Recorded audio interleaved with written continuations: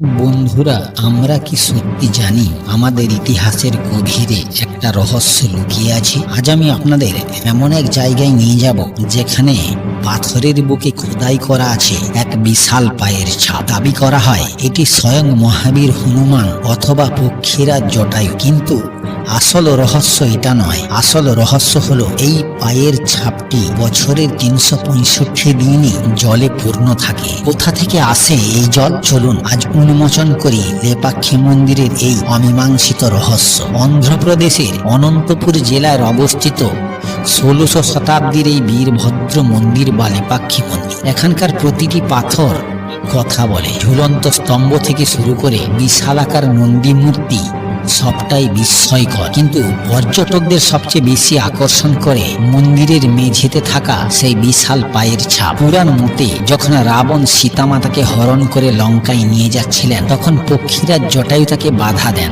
রাবণের আঘাতেই জটায়ু এখানেই রক্তাক্ত অবস্থায় পড়েছিলেন। কথিত আছে, অনেকে বিশ্বাস করেন সীতামাতার খোঁজে আসার সময় হনুমানজি যখন এখানে অবতরণ করেন, তার পায়ের ছাপে পাথরের মেঝেতেই এই বিশাল চিহ্নটি তৈরি হয়। এখন আসা যাক সবচেয়ে বড় রহস্যে। এই পায়ের ছাপটি সব সময় ভেজা থাকে এবং এতে জল জমে থাকে। মন্দিরের চত্বরের বাকি অংশ শুকিয়ে কাঠ হয়ে গেলেও এই গর্তের জল কখনো শুকায় না। আপনি যদি সব জল সেচে ফেলেন, তবে জাদুকরী উপায়ে কিছুক্ষণের মধ্যেই আবার নিচ থেকে জল চুঁইয়ে উঠে আসে। বিজ্ঞানীরা এর কোনো স্পষ্ট ভৌগোলিক ব্যাখ্যা আজও দিতে পারেন। আমাদের ভারতের মন্দিরগুলোতে এমন হাজারো রহস্য ছড়িয়ে আছে যা আজও আধুনিক বিজ্ঞানকে চ্যালেঞ্জ জানায়। আপনার কি মনে হয় এটি কি কোনো প্রাচীন ইঞ্জিনিয়ারিং, নাকি সত্যি কোনো ভৌগোলিক অলৌকিক শক্তির চিহ্ন? কমেন্টে অবশ্যই জানান। ভিডিওটি ভালো লাগলে লাইক করুন এবং এমন আরও রহস্য জানতে সাবস্ক্রাইব করে পাশে থাকুন। দেখা হচ্ছে পরের ব্লগে।